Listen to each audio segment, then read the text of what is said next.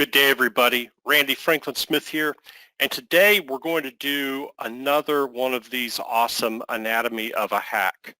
And I expect that you may have quite a bit to share, whether it's questions or other thoughts and ideas. So as always, please use the question window to share that. Specifically, we're talking about this Citrix hack that allows bad guys to break into a very critical piece of infrastructure at many enterprises. Now, today we're not specifically talking about protecting NetScaler appliances. The story is much broader than that. The lessons that we can learn are much broader than that. But we are going to take you through it and make sure that you understand how the whole exploit works, and even, first of all, what is NetScaler. But then the exploits are so interesting because none of them are new, but it's what am I getting at here? It really just shows how vulnerable we are to products that are built from other products. So without further ado, let's really get into this. I want to thank Immersive Labs for making today's real training for free possible. And I've got a very knowledgeable colleague with me here today. Kevin, thanks a lot for you and your team making today's session possible, and looking forward to all of the color commentary you can share and your part in this whole session. Thanks for having me. It's a pleasure to be here with you. And like you said, some really interesting things to share, and that's what Immersive Labs is about. All right. So, yeah, and I think folks are going to be really impressed with what you've put together with Immersive Labs. In fact, we're going to use one of the labs today to help finish out our educational content. So it's very cool stuff. We'll talk about it more later. Now, we'll start off, as I promised, with explaining what NetScaler is, and then we're going to talk about the exploit, which uses a number of classic techniques: directory traversal, failure to sanitize input, the ability to insert a file into the target system's operating system remotely, injecting arbitrary code in there, and then causing that file and that code to be executed. After we do the anatomy of a hack, we're going to do something else really cool, and that is, as a blue team, we're going to take a packet capture session and analyze a session that is of this exploit being leveraged, this vulnerability being exploited. We captured the packets, and we're going to show you what they look like. And then we're even going to talk about how to make a generalized snort rule for detecting that. But also, there's a lot of other lessons to be learned by looking at that packet capture data. And that's the part that we're going to do inside of the Immersive Labs portal. So what is NetScaler? It is, and there are more than one product, with the NetScaler name, but it's basically a secure remote access gateway. Not exactly a VPN, but that's part of the story. The big thing is, maybe the NetScaler folks wouldn't like me to say it, or like me to pigeonhole it like this, but there's an element of reverse proxy involved here. Wouldn't you agree, Kevin, with NetScaler technology? Absolutely. It's designed to sit on the edge of your gateway and enable this kind of functionality. So that's its sole purpose in life. That's right. And it can do other things for delivering applications even to customers and so on. So it does load balancing and high availability. It can switch HTTP content and offload SSL and all of that stuff. But the big thing is it sits there in the DMZ and gives users out on the internet access to applications typically on the internal network. If you want to learn more about NetScaler, there's a great overview there at that address. But the big thing is, folks, you see where it sits. Now, here's the interesting thing that I think is useful to bring out here on this slide, and I want your comments on this too, Kevin, and that is putting an appliance or server or whatever in the DMZ. There's benefits to it, but if it gets compromised, we still are dealing with a very serious situation if what that device, in this case a NetScaler appliance, has access to, or it routes traffic. If the contents of that traffic and of whatever application it's providing or whatever remote access it's providing is significant, then the risk is significant. Simply having something in the DMZ helps protect the rest. Let's put it this way. Having the NetScaler in the DMZ, and if it gets compromised, does that still provide us some protection? It helps protect against these other servers and applications that the DMZ does not allow the NetScaler to talk to. But the whole reason it's there is so that it can provide secure remote access to some elements within your internal network. And whatever those servers or applications are on your internal network, then they are exposed to this compromised appliance in the DMZ. And this is not specific to NetScaler. It's just, I think it's really valuable here to point out that despite the fact that we've got a DMZ, we are not protecting the applications being delivered or the remote access being provided to them. Thoughts on that, Kevin? Do you follow me? You're absolutely right. Like the DMZ is there to provide that network segregation, that segmentation, so you're protecting your internals. But obviously some applications, you're still going to need people to come in and access them if you're remote workers, which we're finding a lot of in today's environment. So a DMZ is absolutely vital to provide that segmentation. Properly deploying appliances into there is like the next thing you should really consider. If that device gets compromised, you want to make sure that it can only talk to like specific elements, so it just doesn't have full access. But you also need to be cautious that depending on what this kind of device is, and with things like NetScaler, it's designed to filter that HTTP traffic in. So if I'm a bad guy and I've got access to that, I could be intercepting that traffic, modifying that traffic between your user base and your internal network. So the DMZ protects your network from being just completely exposed, but those devices need a significant amount of monitoring and extra protection to make sure you're keeping everything safe. Yeah, well put. And so my final point here is, even though this thing is in the DMZ, this is still a really big deal if it can be hacked. So that being said, let's talk about this exploit. It allowed unauthenticated arbitrary code execution. So arbitrary code execution is bad enough, but if it's at least authenticated, then at least we're dealing with a trusted or semi-trusted user. Unauthenticated means somebody out there on the internet is tricking that system into running code, that arbitrary instructions, without even having cracked any authentication, without having stolen an account or guessed a password or anything else. So I mean, I would say this is just about worst case scenario type of vulnerability. Now, the applicable products listed there, let's be clear, patches are available at this time for this vulnerability.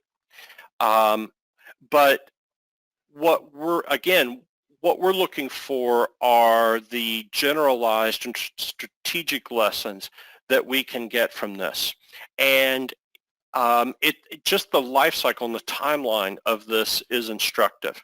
Initially, when this exploit was announced. The exploit details were not disclosed, but the vulnerability was announced. They didn't have a patch for it, but they did publish some effective mitigation steps.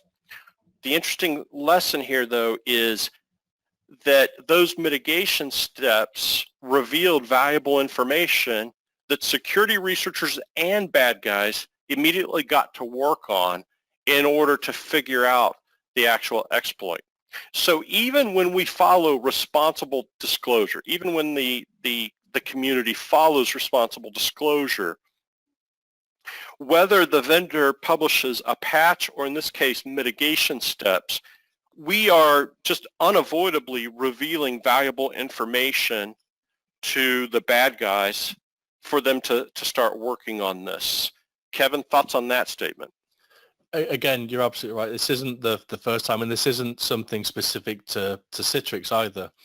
Time and time again, we see people like doing responsible disclosure the correct way. The patches get released, and in the case of Windows appliances, like we see a race by attackers and researchers alike to like look at the differences in those patches, look at the things that have changed, read the notes about how this is exploited, or in this case, read what those mitigation steps were so you can identify where that weakness was, and then you can start to target that.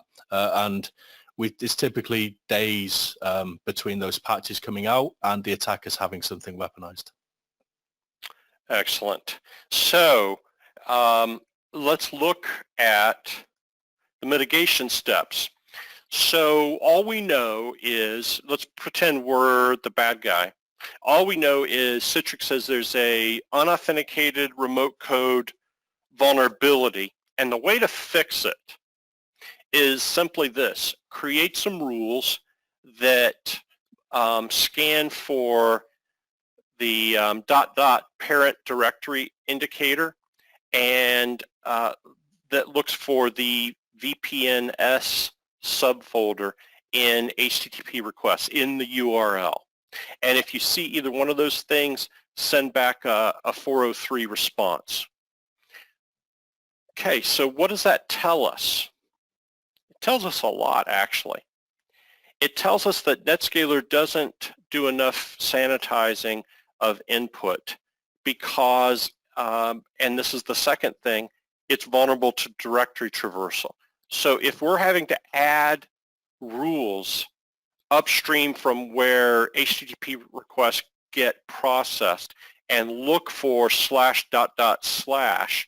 then that tells everybody that knows anything about hacking, Linux and even Windows, that we're dealing with a directory traversal issue. And the fact that we need to block it means that these requests are not checking for the presence of something as typical as directory traversal in the first place. Now, I'm not, please don't think I'm trying to beat up on Citrix. I love their technology. But I mean, this is a classic thing that software developers are supposed to do, Kevin. It is, and it's one of those things that sometimes it's kind of easy to overlook. But this is where it's important to run programs like continuous integration, continuous testing, like automated code scanning, all of these things that can help you find this.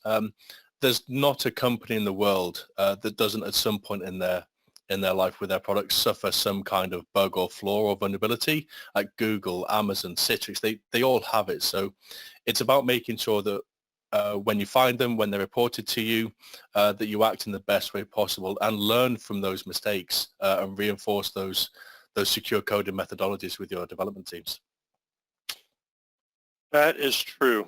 Now, the fact that other little URL fragment is in there, VPNs, that tells us right away that there's something in the VPN's directory or wherever that URL maps to that is valuable to attackers. So that's actually a lot to go on. Now, we need we basically need a Netscaler instance to play with in order to figure this stuff out. But as you'll see from the security researchers and whatnot, they had that. So the first question then, naturally is, well, what is the VPNs folder all about, or directory? So here's the thing. The way to find that out is understanding, first of all, the fact that Netscaler uses Apache. And Apache stores its configuration in httpd.conf. And if we look inside that, we will see that Apache is configured to send requests for that URL, or that fragment of the URL, that directory, VPNs, portal scripts, to a Perl module called handler.pm. Okay. So then, of course, that means the next thing to do is peruse handler.pm and try to see, well, what is in this code that could be used as bad guys? But that is a fairly significant chunk of code, and you could look for a long time. So that is the route that some researchers focused on. But one that I find really interesting, and I've got a link to them down there at the bottom of the slide, MDSec, they also factored in directory traversal. And they looked for any scripts that perform file writes, because they're thinking, directory traversal, to get arbitrary commands via directory traversal, we're probably talking about creating a file remotely on that system. So in looking through all of the Perl code on this Netscaler, they found the user prefs Perl module. And in there, they found a place where a file is written using content from a certain function called CSD. Now, they looked at CSD and they realized, oh my goodness, CSD builds a path. So the path that which results in the file that's going to be written out by user prefs, it builds a path using data from the HTTP request header. It looks for an element called username, and it does it without sanitizing it. So think about this. We get an HTTP GET request. In the header, there's an element called username, and CSD takes the contents of that and shoves it into the file path variable of where it's going to write out a file. That tells us that we can arbitrarily control where this file is created, Kevin. And as it turns out, we can't control the extension. CSD always creates a .xml file, but we can control the location of where that XML file is written.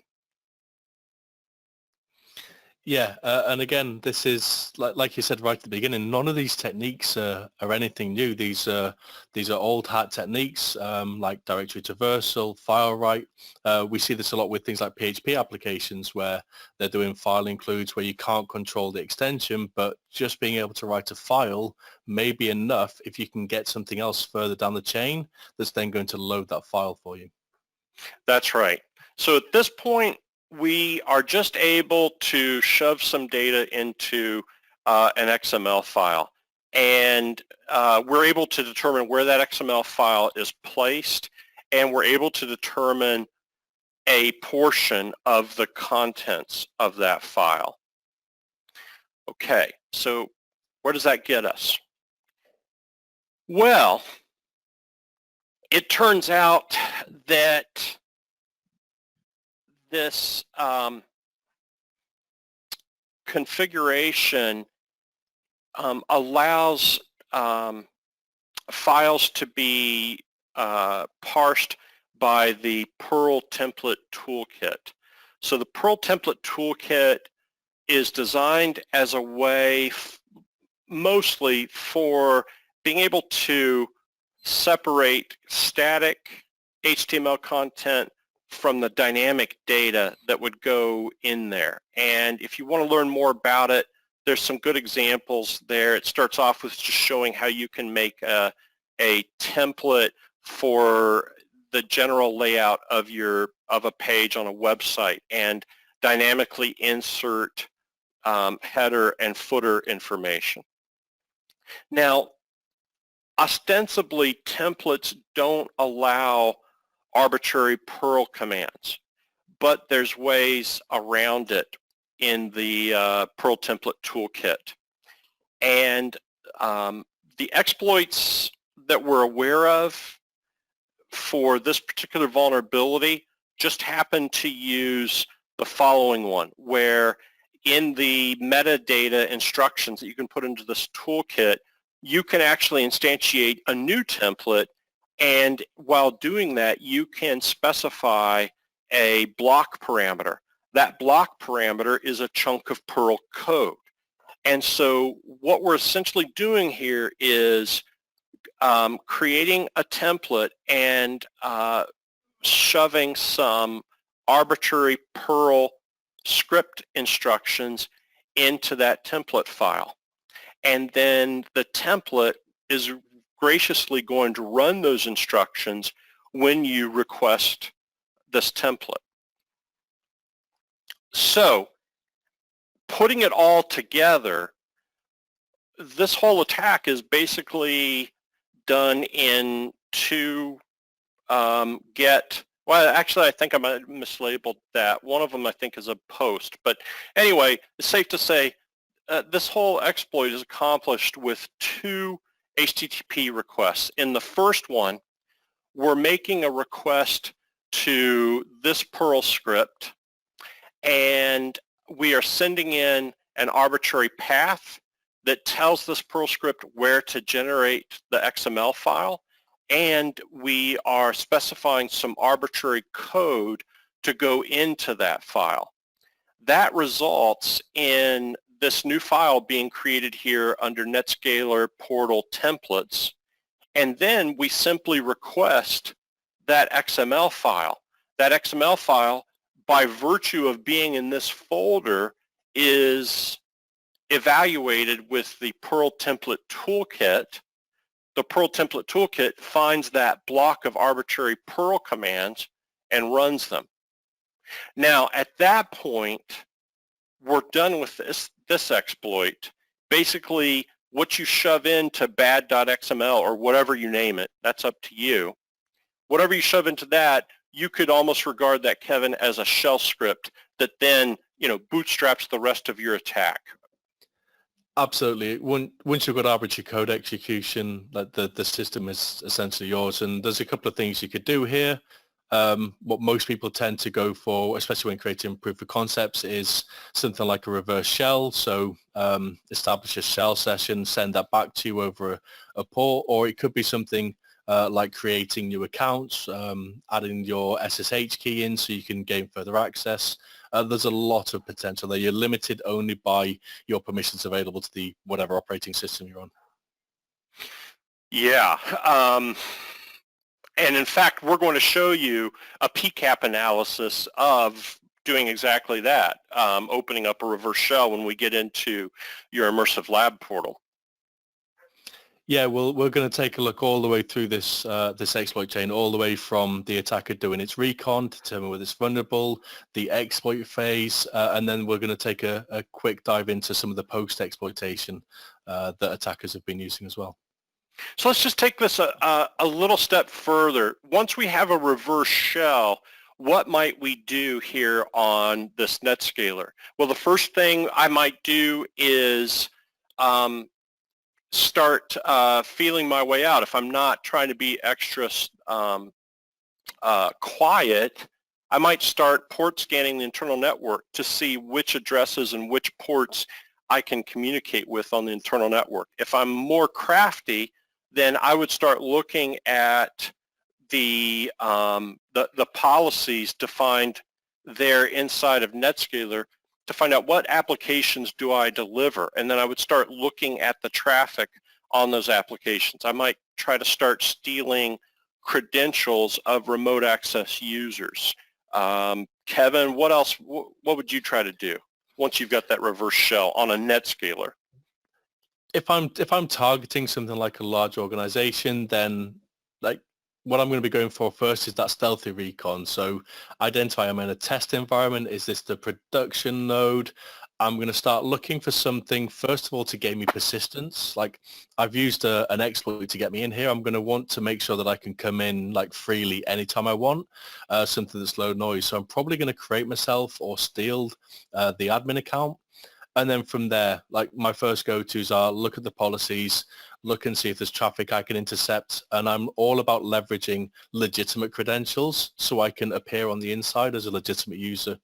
At this point, I'm gonna want to try and stay as legitimate as I can, so I don't try and raise suspicions, and then just keep gaining access, pivoting across the internal network until I get to your crown jewels. Great. It's neat stuff. So then, if we're the good guys, what would we do? Well, I think there's a lot of lessons, but tactically, for this specific vulnerability, we would scan incoming HTTP requests for URLs that have VPNs, that directory, or the parent directory indicator. And if we want to be even more specific and targeted, then we would also look for a GET request to a file ending in the XML extension. And both of those, coming basically in probably rapid succession, but anyway, at least from the same client IP, same HTTP session. And that corresponds, right, to these two HTTP requests that I described right here. What's the bottom line? Go ahead, Kevin. Yeah, sorry. It's and so this is the detection that releases the mitigation was to kind of look for these. What they didn't anticipate was that that these mitigations, they're just mitigations. So there are ways around them. And I think it wasn't long before people figured out that there are ways to bypass these mitigations using things like string encoding. So when we as network defenders need to look at these, we need to take that extra step and go like a ... slash as an ASCII string, but if it's URL encoded, I want to make sure I'm looking for that as well. So it's very important that you try and put yourself in the feet of the attacker and think about how they're going to bypass those checks that you're putting in place. Yes. I want to go back and address a question from Elizabeth. She says, will you repeat the second part of that? After the XML file is generated and instructions inserted, how are the instructions then executed? So yeah, in the first request, we trick NewBM into creating this XML file in a location where it should never have been created. It's dropping it down into this templates folder. Now, the important thing there is that Apache is configured to process files in this folder with the Perl template toolkit. The Perl template toolkit parses this XML file and it sees that block of Perl commands, and then it executes them with the Perl engine. Elizabeth, I hope that helps explain it. Kevin, maybe you can articulate that more deeply too. I don't know. I mean, you're fairly accurate, and when we go into the live demo of this, we'll show you exactly what those payloads look like, how they operate, and how they can be constructed. So yeah, we'll cover that in a bit more detail later on. But you were pretty spot on with your description. And now I'm only going to refer to this participant by their first initial. J says we got hit with this. They installed Monero to mine crypto. So that's really interesting, Jay. And I would say, not to minimize it, but I mean, Kevin, they got off pretty light, wouldn't you say? What were the untoward effects for you other than the fact that you were compromised? Did the mining of that crypto adversely impact the performance of your application delivery? Is that how you discovered it? And this is a really interesting thing that we're starting to see a bit of a trend on this. So with Citrix, with the recent Salt Stack exploit, with things like Bluekeep, we're seeing criminal organizations do mass scanning across the internet with the sole purpose of deploying crypto miners.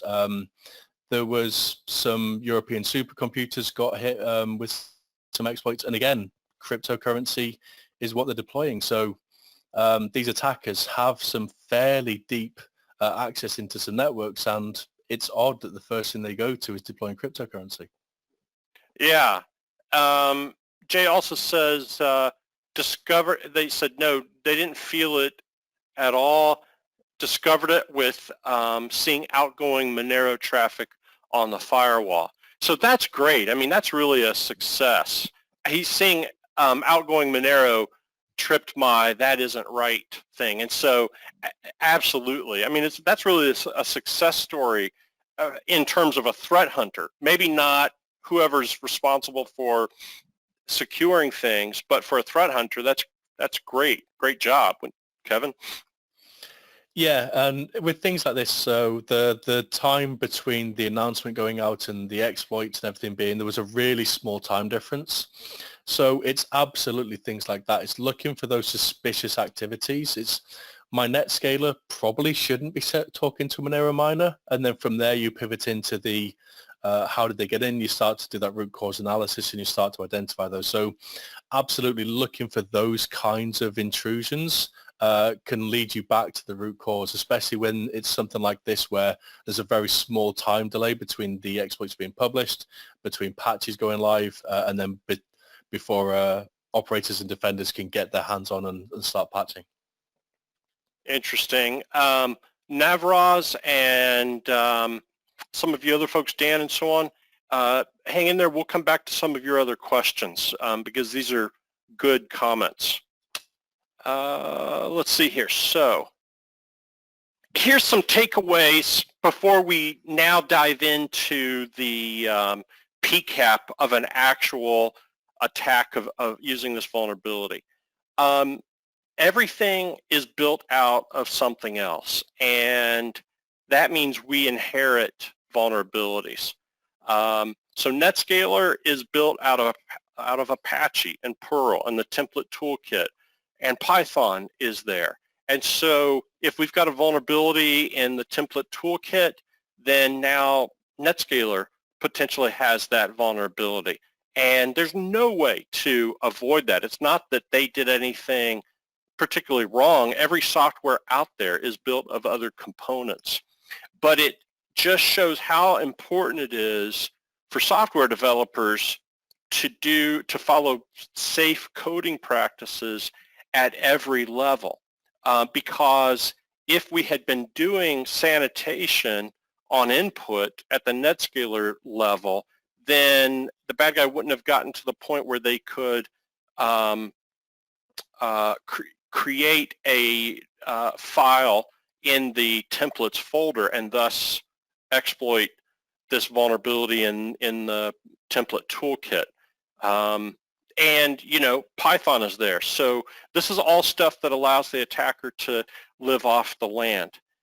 Now, most of us here on the call are security engineers and analysts. We don't have control over everything that software developers do. So what else can we do? Well, a gimme, of course, is that everything needs to be patched. But my thing there is, just because Netscaler is patched, what version of Apache is it running? What version of, you know, the Perl template toolkit does it have installed? Is that stuff out of date? Well, it's useful then to find out what vulnerabilities then are here, and is there anything we could do upstream to protect ourselves from these known vulnerabilities? Also, HTTP requests need to be scanned for telltale signs. Kevin, earlier this morning we were talking about how looking for things like directory traversal and getting familiar with where that is legitimately used in URLs on your network and suppressing those, that could be a tip-off worth looking into if you're a threat hunter? Go ahead. Absolutely, yes. It's like knowing your traffic, knowing what's normal is what allows a threat hunter to identify evil. There's a lot of noise, like URLs today can be very noisy in how they're structured with lots of URL encoded characters. So knowing normal, like establishing those baselines is really key to them being able to identify the evil things that are happening in your network. Yeah. Let's see here. Simon asks, can 2FA mitigate against this? And the answer is probably not, because this was all done before there was any authentication challenge. That's similar to like the remote desktop protocol exploit of blue keep, blue this, and blue that. All of the vulnerability was pre-authentication. All right. The other thing is scanning outbound traffic, and that was a great point brought out by Jay.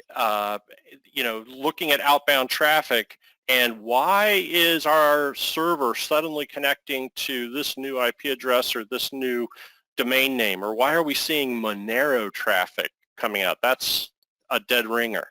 So let's now switch gears and let's put on our blue hat, and let's say that we have gotten an alert because of some strange outbound traffic. In fact, the very reason that Jay brought up, we've gotten an alert from our network IDS of some strange traffic, maybe just a new IP address or a new protocol, new outbound port from our NetScaler appliance, and it shouldn't normally be reaching out to stuff and initiating outbound connections on the internet. So what's up with that? Let's take that scenario and say, okay, we've got a PCAP of traffic before and after that.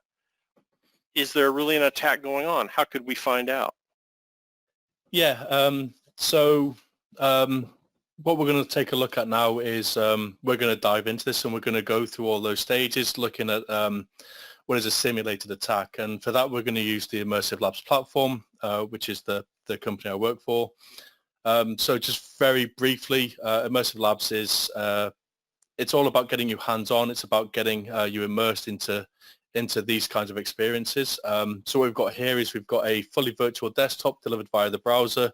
And then, like I said, we're gonna jump right into this. So like we said, the background here is that you've noticed some unusual activity coming from your Citrix device. We're going to jump in and start having a look. So what we've done is we've given you access to the PCAP files. And then as part of Immersive Labs, to help with understand what's going on, we've got some tasks that are going to kind of walk us through all of those stages. So that's what we're going to go through here. And as we go through these, I'll pull in some key points as to why it's important to draw your attention to these kinds of things. So we start off nice and easy, the IP address of the vulnerable server. So all this is reinforcing is that you've got the suspicious activity, you've been given the PCAP by your network team, which might be a separate team to you. So the first thing you want to do is just make sure you're looking at the right data. There have been a number of instances where I've been given a PCAP, I'm looking for evil, and it turns out they gave me the wrong thing. So like straight out the bat, very important that you're just going to make sure you're looking at the right device. Okay, and then like I said, there's a couple of things going on here. So when these exploits, when these POCs were first released, what attackers tend to do is they don't just always go straight in and start firing exploits. They want to be a little bit gentler. They want to see if you're vulnerable first. And some of the earlier scripts that came out before they'd fully weaponized them were exactly around that. It's all about looking for, is this system vulnerable or not? And the easiest way the attackers found to do this, or the researchers, was to trigger that directory traversal and look for a file that they shouldn't be able to access.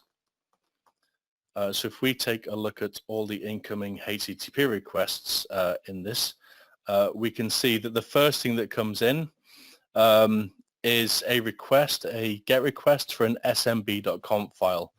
On itself, this isn't anything that's going to do significant amounts of harm, but what it does is it reveals to the attackers that your appliance is definitely vulnerable, because if this returned a 404 or a 403, then you know that either you're not vulnerable or you're operating in one of those mitigations. Yeah, that's what I was going to say. If you get back HTTP okay, then okay, we're good to go to move on to the next phase. Yeah, and what this allows you to do is it allows you to very quickly scan the internet looking for vulnerable machines. If you were just to hit every IP address with that one GET request, that's going to reveal which ones are vulnerable, and then you can come back, circle around to them, construct a specific payload for your specific target. So that recon phase is something we see a lot by attackers. Not all of them. Some of them will just go straight to trying the exploit. It all depends on your attacker motivations, and your understanding your threats against your organization is key to understanding some of those. And the fact that they can automate that by just looking, can I ask for smb.conf using directory traversal? That kind of also is an indicator of why they just use something like Bitcoin mining or cryptocurrency mining, because they can so quickly identify systems and, oh, great, it's not really that we have a NetScaler, it's just we have a decent-sized system with CPU available to us, and it cost us very little to find that system. My thought is, wow, selling the remote access to that system on the black market would be more valuable than however much Bitcoin that you gain from that, but that's probably what they're doing. Those IP addresses are probably for sale along with credentials and so on, but at the same time, maybe we can get some coin. We definitely see that. If we take a look even in recent months, we see that access to Fortune 500 companies has been sold on the dark web, which is then used to leverage things like ransomware. So yeah, it's all about your attacker motivations and who's first to get there. So moving on, so with the attacker's done the initial recon, we've seen that. Looking at this specific PCAP, we can see the next thing they did was make a post request, which uses this directory traversal into the VPNs, and it's hitting that Perl script like we talked about before.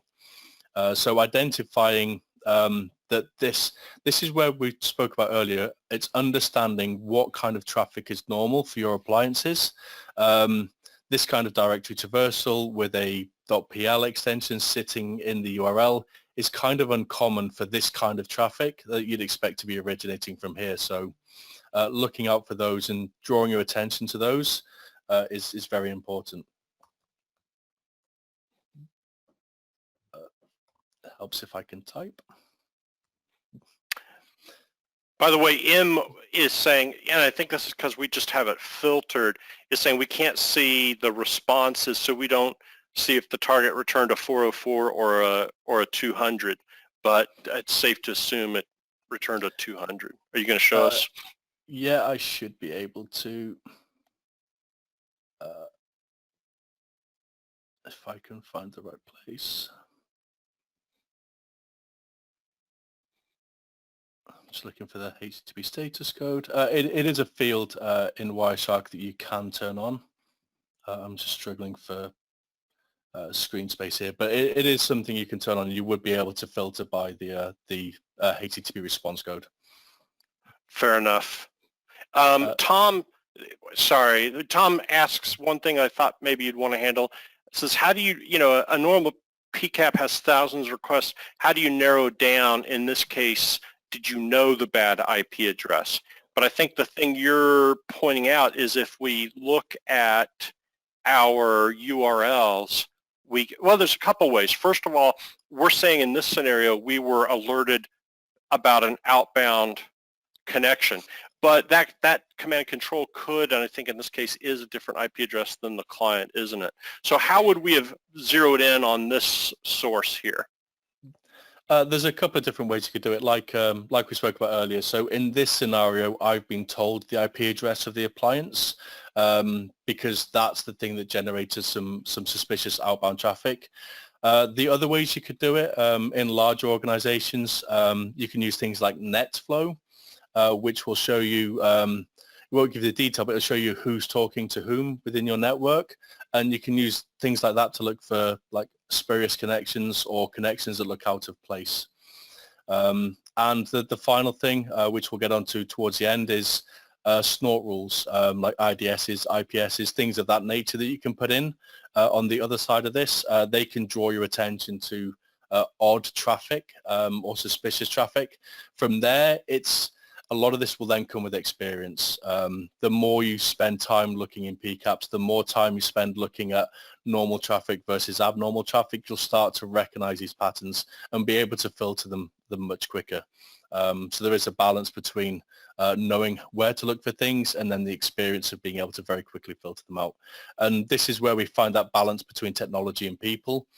Technology can really help you understand and collect this data, but you still need people with good training, with good experience, with like good practical skills to actually go and do this kind of root cause analysis for you off the back of it. So moving forward with the exploit, so if we had previous knowledge, we know that this Perl script had a post request sent to it that contained some malicious code. If we didn't know that, then we know that this traffic looks a little bit weird, so we can take a closer look into it, so we can follow the HTTP stream. And this jumps out as being very suspicious. So I can see what looks like lots of encoded data. There's definitely a pattern there, but it doesn't look like normal HTML or CSS or JavaScript, the kind of things that I expect to see.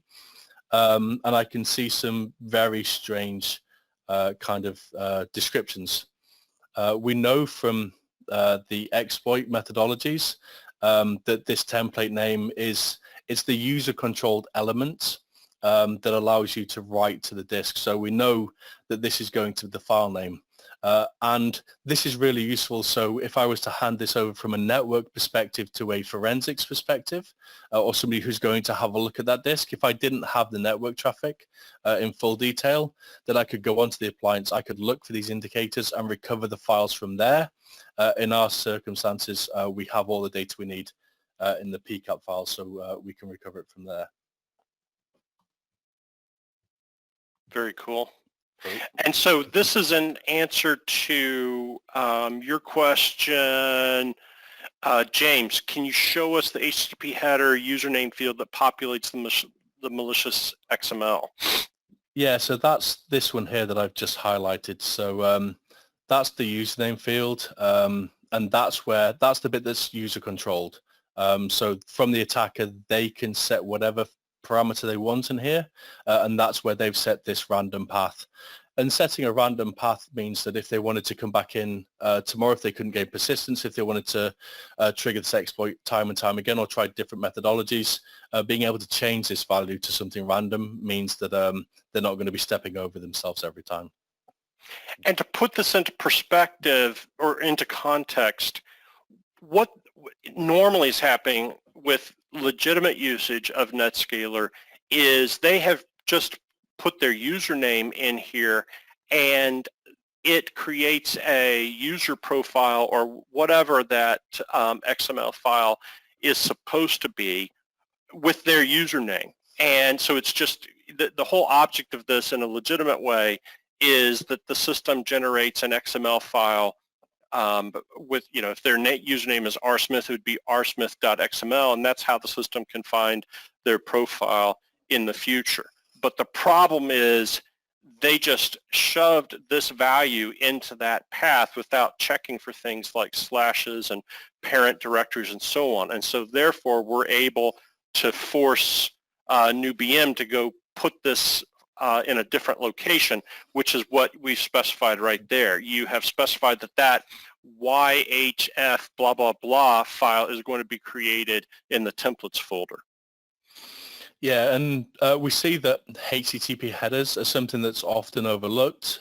Developers are more aware of like users being able to inject into form fields, into URLs, but knowledge that you can inject HTTP header fields isn't always as obvious to some developers. So there are some key takeaways in that section as well. So we've identified that they've written out to this file, and we can see the contents of that file, but just looking at this, we can't really tell what's happening. This is all encoded data, and there's a couple of reasons for encoding it. One is it makes it a lot easier to send this data without having to worry about maybe URL encoding or things getting in the way. It also makes it a bit harder for analysts to be able to signature these things, and it also slows down that analysis. If you don't have the experience to recognize what this code is, then it might take you longer to try and figure out those processes. So I'm going to show you how to decode this. There are many ways of doing this. I'm going to show you one of the quickest and easiest ones that I like, but however you get there is entirely up to you, and some people have their preferences. CyberChef is a really powerful tool released by GCHQ in the UK, and what it allows you to do is just perform a lot of operations on data, so encoding it, decoding it, encrypting it, decrypting it. So it's just a really powerful tool, and that's what we're going to play with today. So this is that payload that I saw, and the first thing we're going to do is we're going to look at a URL decode. So we're going to take these URL replacements like the %5b, and we're going to turn that into something that's a little bit easier to read, and we can see down in this bottom section that's all a little bit easier. And we're looking at Perl code now at this point, at least beginning with template.new. Yeah, so this is that template. So we see it's a template new. We see that's this block, and we know that this is going to be. Well, we didn't know at this point if we were just doing the investigation. We don't know why this is working, but we know there's definitely something that's a little bit odd in the rest of this data. So again, some of this is experience. Some people may know this, but character codes is a way of encoding data, so that I know that 47 represents a ASCII character. So what I'm going to want to try and do is try and take all of these character codes and convert them back into something more meaningful. For this, I go to regex. There are a couple of ways you could do this, and I know that some people don't like regular expressions, but this one's a little bit easy to write. So we look for CHR, followed by an open parentheses. And then I'm going to create a search group looking for any character any number of times. I'm going to tell it not to be greedy, and that's the important part here. So it doesn't match everything. It just matches what's inside those parentheses. So we can see that regular expression has matched each of these character objects, and I'm going to say I just want to match that capture group. So just that bit that's sat in between these two parentheses. So from here, I know these are character codes, and CyberChef again is going to give me a really useful tool. So I can say convert this from a decimal back to a character string, and then we saw before these were all on the new line. So very quickly, very quickly we've been able to go from URL encoded, like it's not encrypted, it's just an encoded methodology. We've been able to go from that to what the actual attacker's payload is. And here we can see, so whilst the original code was Perl, designed to attack the Perl templating engine, the attackers and the POCs in this instance, they then switched out to using Python, which is available on the Netscaler device, and they've created a reverse shell. Some very interesting things we can get from here. The attackers put their IP address and what port they're connecting to. So at this point, this is going to open bin.sh, and it's going to stream that back to the attacker and allow the attacker to run normal shell commands as if they were sat on the box. this isn't sent over HTTP anymore. So if we were to continue looking at HTTP traffic, we wouldn't be seeing what the attacker's done next. By decoding that payload they sent, it's opened up and revealed a lot more information. So what we can do now is we can take these IP addresses and these ports, we can go back into our PCAP file, and we can see what they've done next. But before I do that,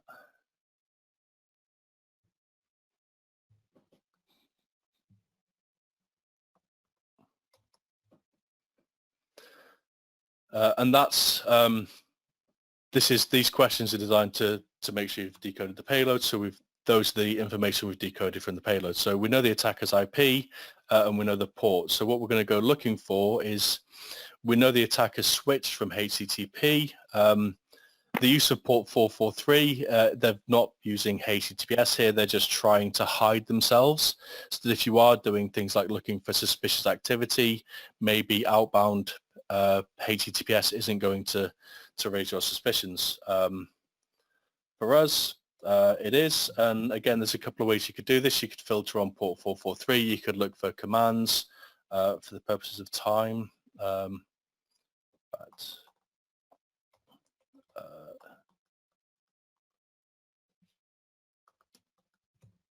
Sorry, wrong one. So here I can see that TCP port on 443, and if you've looked at Wireshark traffic of HTTPS before, this will jump out as being a little bit odd because you're not seeing the Wireshark SSL decryptors jumping into place. So already this is looking a little bit peculiar to us. And if we were to follow this TCP stream, we can see exactly why. So that Python reverse shell that the attackers jumped into, it's completely unencrypted. Everything they're doing is in the clear. So having this kind of PCAP access now allows me to see exactly what commands the attacker was doing. I can see they did the ID, they did who am I, so they're enumerating the system, trying to find out what level of privilege they've got. And as we can see, the one thing that's happening kind of nicely is they don't immediately appear to have full root permissions. So they don't have like the highest level of access. And this is where, for this specific instance, things got a little bit worse for Citrix. Citrix offer AWS machine images. So if you've got an AWS, if you're running these on AWS infrastructure, you can spin one up using one of their built-in images. To try and add a sense of security, instead of using default passwords, what Citrix did was they set the default root password to be the instance ID. The instance ID in normal circumstances is only something that somebody with high privileged AWS access would have, or somebody who's already got access to the device. Unfortunately, the instance ID, because of the way AWS is configured, the instance ID can be queried by anybody who can run curl on that box. So as an attacker with this kind of access, I can query the AWS metadata endpoint.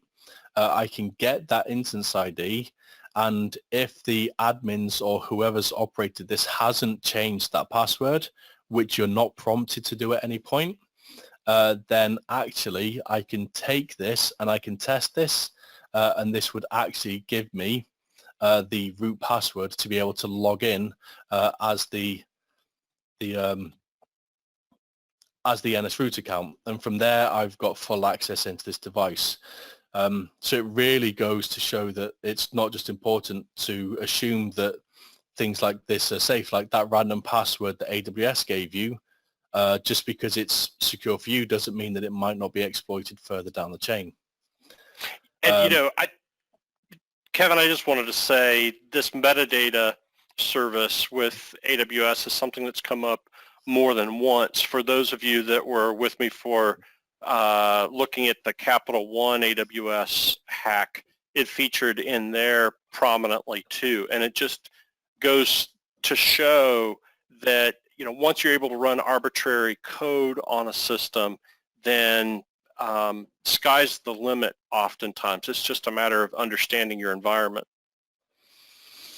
Absolutely. So at this point, You've done a large part of the investigation. You've identified that some bad things have happened. You'd hand over to maybe a remediation team or your admins. You want to be like taking this box offline, like building a new one. We don't try and clean in instances like this. We take it offline, we put a new one in its place, making sure we've applied proper patches and mitigations. But one of the things that security teams will want to do in while that activity is happening is to be able to identify whether these attacks are coming in. So by going through this process, even if we didn't understand like the entire attack methodology, there are some things that we can pull out of this analysis that allows us to write things like snort rules. If you don't have something like an IDS or an IPS in place, then the NetScaler has those kind of policies in place where you can analyze the traffic. That's one of the mitigations that they gave out in the first place, was like inspect the traffic. So you could apply these same kind of techniques to the NetScaler itself if you didn't have an IPS in place. So what we're going to do here is we're just going to replicate that mitigation as a snort rule. So Snort is Snort and Suricata. They're open source. They're also commercial products, but they allow you to write rules to look for traffic. So what we have here in our Immersive Lab is we have a scanner that's going to run snort rules against it, and it's going to tell you whether you've got a good rule or a bad rule. It's important to note that in the early days, a noisy rule can sometimes be better than no rule, but it's important to realize that if you write a very loose rule, you could be doing more harm to yourself by wasting analyst time. I'm not going to go too much into that now, but it's just something to be aware of.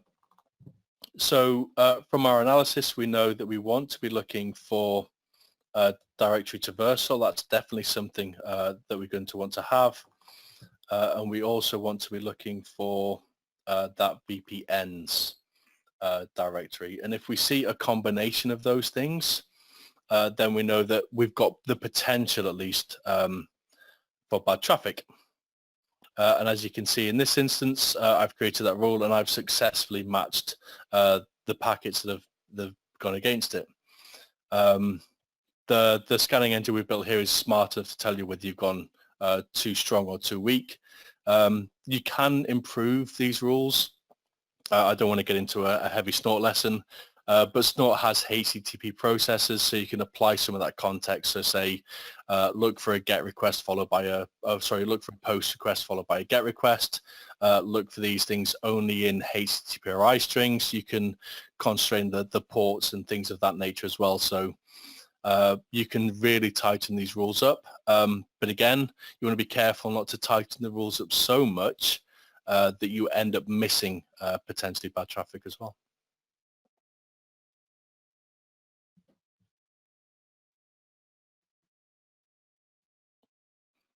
And that brings us to the end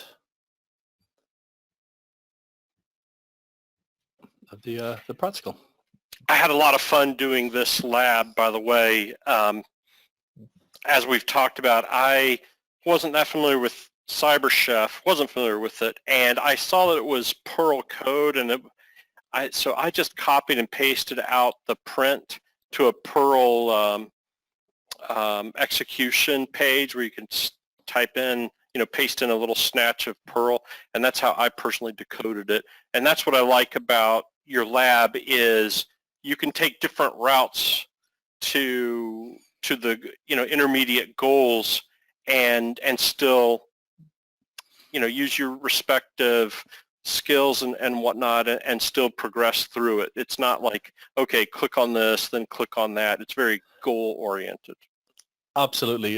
Different analysts have their own preferences and they have their own languages. So me personally, I like to write in Python rather than Perl. So if I didn't have CyberChef available to me, if I didn't want to go to an external site, then I'd have written myself a Python script. I know other people would have written Go script. So we very much put the focus on like what is the outcome? Like, what's the thing you need to get from the end of this? And we'll give you some guidance and some help on like some things that have worked for us, but we understand that like different analysts and different people like their own approach, and we're not going to penalize you for taking the approach that works best for you. Yeah, it was a lot of fun too. It is indeed. So, we've just seen one little lab in Immersive Labs. You want to just tell us a little bit more about the whole platform, and then we'll go to Q&A. Yeah, more than happy to. So, like I said, Immersive Labs, it's a practical-driven kind of cyber skills development platform.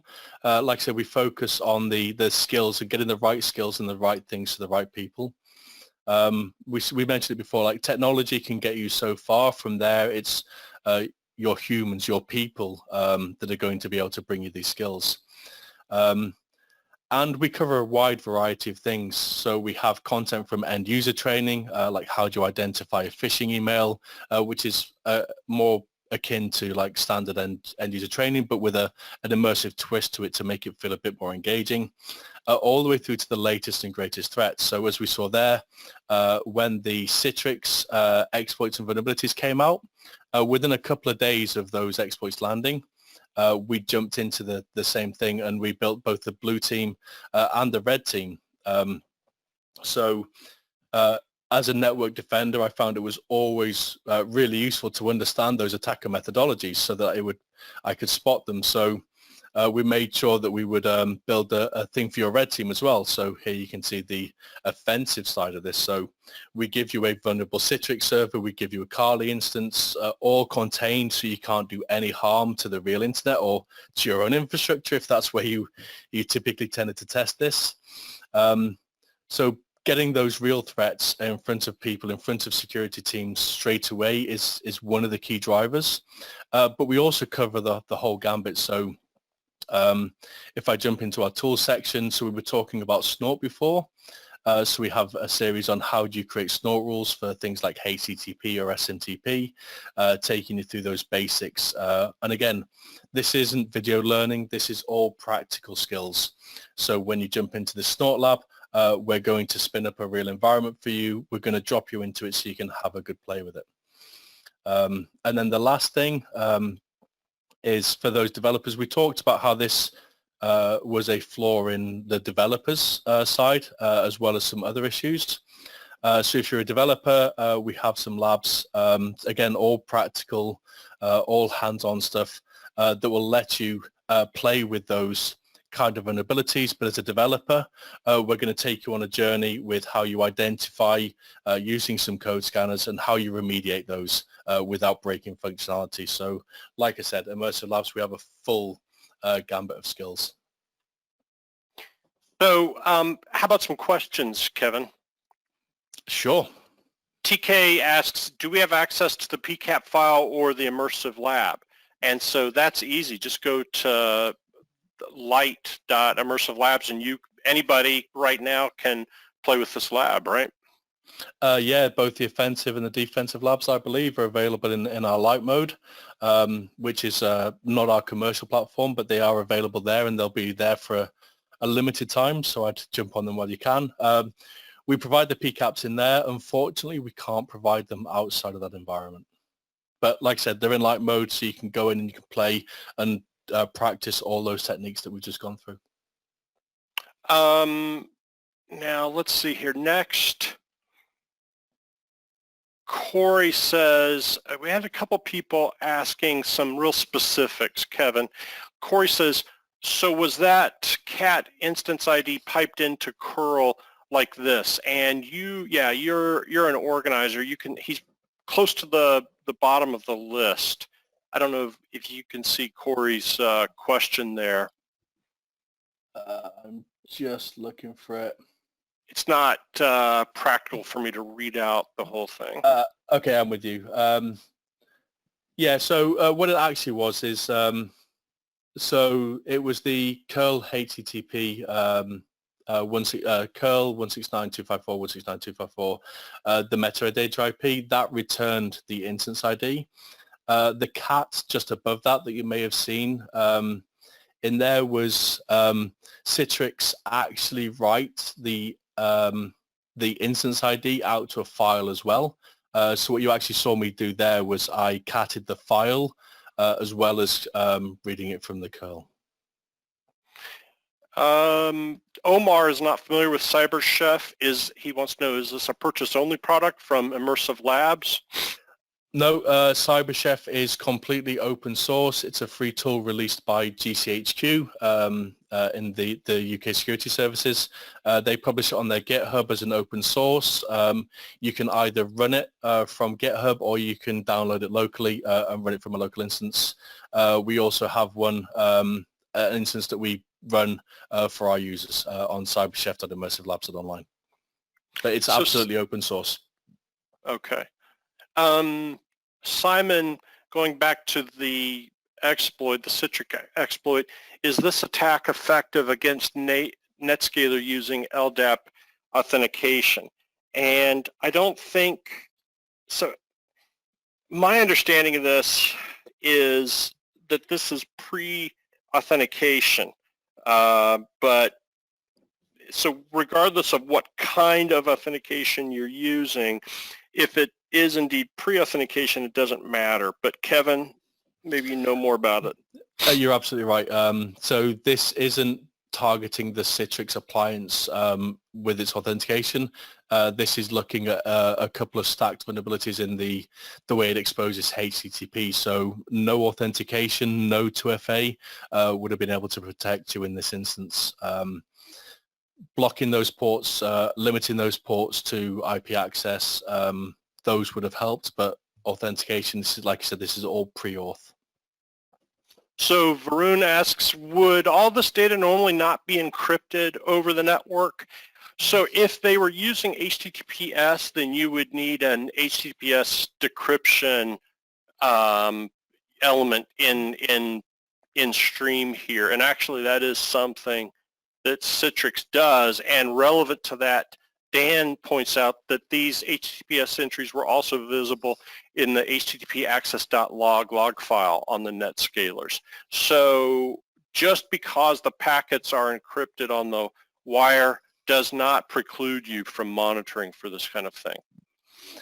Absolutely, and like we saw, we know that the attacker controls the file path. We know that's going to get written into templates as a weird-looking name. Maybe the attackers would use something more bespoke, but having a look at those template files on the disk with your HTTP logs is probably going to be enough to again uncover that payload, decode that payload and figure out what the attacker was trying to do. And then from there, you just continue on that journey of that trail of breadcrumbs that the attacker has left you and follow them until you've identified everything. So PCAP analysis was one way of doing this.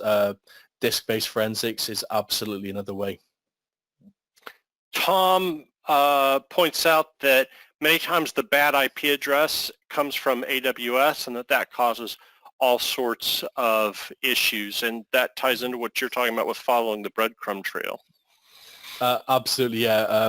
We see attackers, they're pretty much smart. They don't launch these kind of attacks from their home devices. They will use like bulletproof hosting VPSs. They'll use AWS instances. And again, it's all about the attackers trying to anonymize who they are or appear as legitimate traffic. If as an attacker you can run an AWS instance, it's very unlikely that organizations are going to be blocking AWS IP ranges. So that would be a smart move by the attackers. And it makes the job of the analyst harder. That's why we've got to correlate all these things together. It's not about picking that one thing. It's about looking at normal traffic and correlating those suspicious things and tying them together until we find the evil. Yeah, and along with that is a lot of times folks get excited about geolocation of IP addresses, but how many crafty attackers in China are going to be directly attacking you from China, right? They're going to be using an AWS system. Yeah, and if I was somebody like China or Russia trying to attack the US, the first thing I'd do is I'd VPN into an opposing country and make it look like it was them. Like playing the attribution game is very hard. So And again, Mm-hmm. GeoIP data is only as relevant as the time it was captured, especially as we've run out of IP4s and they're being sold all over the place. So Simon says, is the VPN's web folder used for normal operation or can it not be blocked? And that's exactly what the mitigation says to do, Simon, before they had the patch for it, is to block URLs to the VPN's folder. So you're right on the money there. So some other questions with regard to Immersive Labs. Could we just see a list of like some of the other labs, some of the other exploits that you handle? Absolutely, yeah. So if we jump into here, so we've got 47 different CVEs. So SMB Ghost, Ghost Cat, Docker v Bulletin vulnerabilities. If I jump into the more recently completed ones, Curveball, which is the one the NSA released. OSSN was actually a CVE that I discovered with my colleagues here. Chrome remote exploration, like we said, the Citrix ones. So we've got lots of things. Bluekeep, perfect.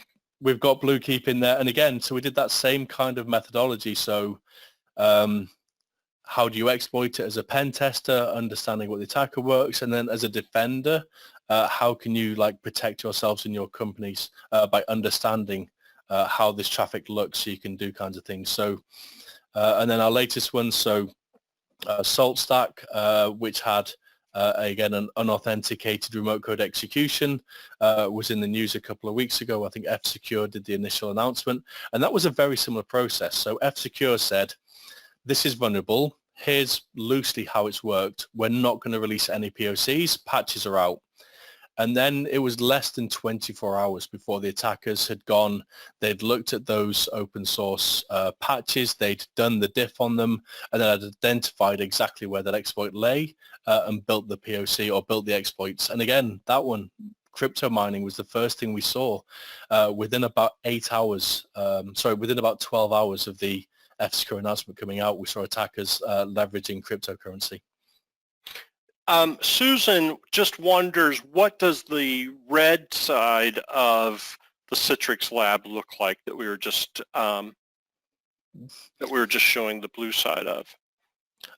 Yeah, so I can jump into this. So in this one, what we're doing is we're replicating the exact same scenario you saw on the blue team side. So we're starting an AWS instance. We're leaving that instance ID in place as the default password. We've given you the actual POCs on the desktop, so you can go, you can have a look at, you can open them up, you can have a look at the code that's running inside these, so you can get a good understanding of exactly how it's working. So in here we can see this one's written in Python. We can see how it's constructing those random file names, those random users. We can see how it's constructing and encoding that payload for delivery. So this is why those red team skills are just as useful to network defenders as they are to like pen test teams. Understanding like these header fields, where these nonces and where all this data is being generated. And for this one specifically, like I said, we're starting up the Citrix server. That one's going to take about 2.5 minutes to load on our system. And again, you've got Kali, you've got the POCs, so now you can just launch those attacks. You can gain shell access, you can get the reverse shell, you can then privilege escalate by getting that instance ID, gaining a root shell on there, and then again completing that lab by reading all of this data off of the device.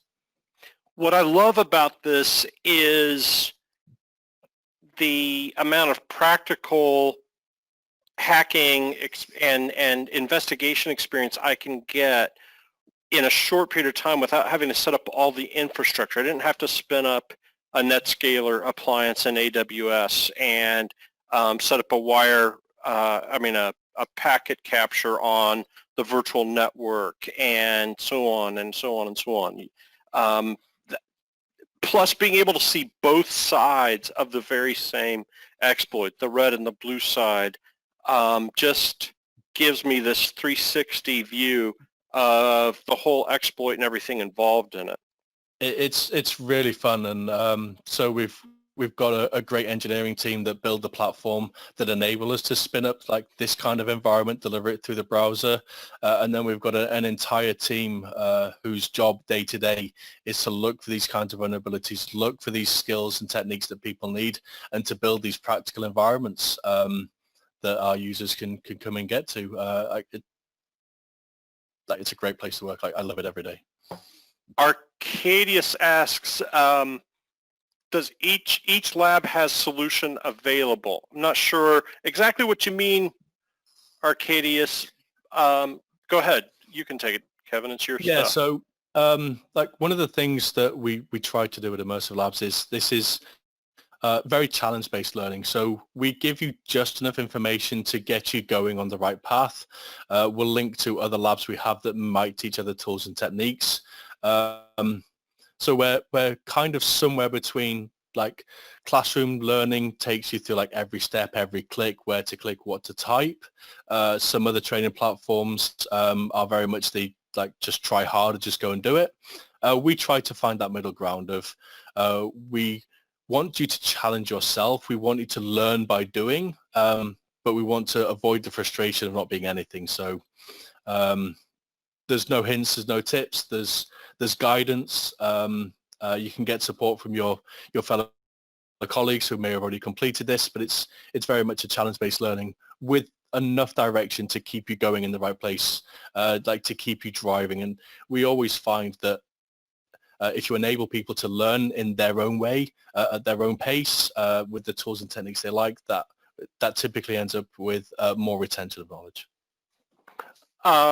So you must be spinning up like a container or a VM for each one of these sessions. I don't want to get into proprietary stuff, but it's cool. Yeah, everything we do is live. Like I said, I'm not going to get into the tech, but we don't emulate. If we're giving you a Windows box to do Windows malware analysis, it's a real Windows box. The same for the Citrix device. We're not spoofing anything. We're giving you the real appliances and showing you as close to real world. Obviously, we have to do some stuff to build that scenario around it, to fake some data, but for the most part, this is all real world stuff. John says, thanks guys, really informative and an eye-opener. Corey says he'd like to stay in touch with us. So I don't know if you have a blog or anything like that, or if you're on Twitter. You can find immersivelabs.com, or you can find me personally at Kev the Hermit on Twitter. Feel free to reach out to me if you've got any technical questions. More than happy to talk to people. Anything relating to Immersive Labs, you're better off going to immersivelabs.com. I'm the tech guy. They don't let me sell stuff. Pesh says the IL is a great product. He's had a lot of fun with it.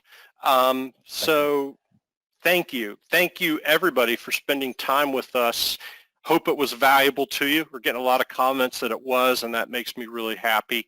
And Kevin, you guys are the perfect sponsor for Real Training for Free webinars like this. So thanks a lot for doing this one. And again, folks, we'll be in touch, and try out some of these labs. You'll learn a lot. No, like I said, thanks for having me. Looking forward to doing more of these in the future. Like I said, Light Mode, that's where we put some of our free stuff. We do have a commercial platform with over 800 labs, with new ones being developed all the time, but Light Mode will give you a taster of some of the stuff that we're doing. 800 labs. Wow. 800 labs, and more published every week. That's awesome. All right. Well, lots more to do. Take care, everybody. We'll be in touch. Bye-bye. Thank you all. Bye.